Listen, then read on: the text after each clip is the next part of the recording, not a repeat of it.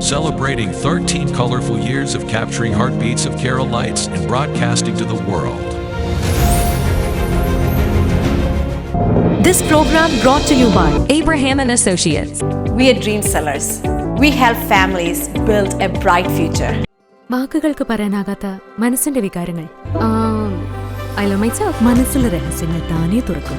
അത് ഡയമണ്ട് പറയുമ്പോൾ മലബാറിലേക്ക് വരും. Faith Holidays, America's finest tour operator.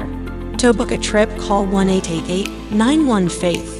State Farm Insurance, Michael Therian. Keep the memories alive with Mukut Monuments. Heads Brokery 516-433-4310. Global Collision and Repair Works, 333 North Route 9 West, Congress, New York. Media App USA. Download Media App USA now on any of the streaming devices.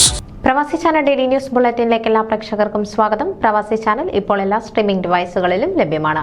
Download media app USA on any of your streaming device or in smart television.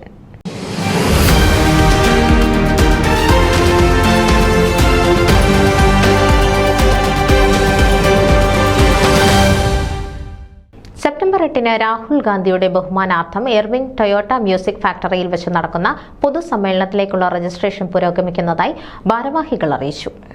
ഇതുവരെ ഇന്ത്യയിലെ 20 സംസ്ഥാനങ്ങളിൽ നിന്നുള്ള പ്രവാസികൾ register ചെയ്തിട്ടുണ്ട്.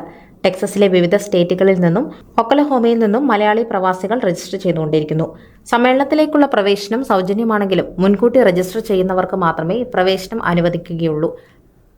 Indian പ്രവാസികൾ ഏവരുടെയും സാന്നിധ്യവും സഹകരണവും സംഘാടകർ അഭ്യർത്ഥിക്കുന്നു.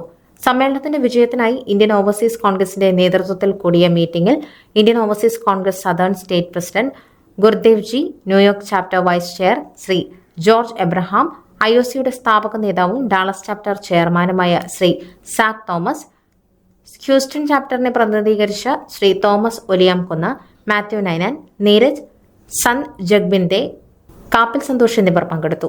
രജിസ്ട്രേഷൻ ഇപ്പോഴും തുടർന്നുകൊണ്ടിരിക്കുന്നു. കൂടുതൽ വിവരങ്ങൾക്ക് സാക് തോമസുമായി ബന്ധപ്പെടുക. ന്യൂസ് ഡെസ്ക് പ്രവാസി ചാനൽ. നിങ്ങളുടെ വാർത്തകളും വിശേഷങ്ങളും ഞങ്ങളെ അറിയിക്കാൻ മറക്കണ്ട. news@pravasichannel.com അല്ലെങ്കിൽ editor@tmalayaali.com എന്ന ഇമെയിലിലേക്കോ വാർത്തകൾ അയയ്ക്കുക.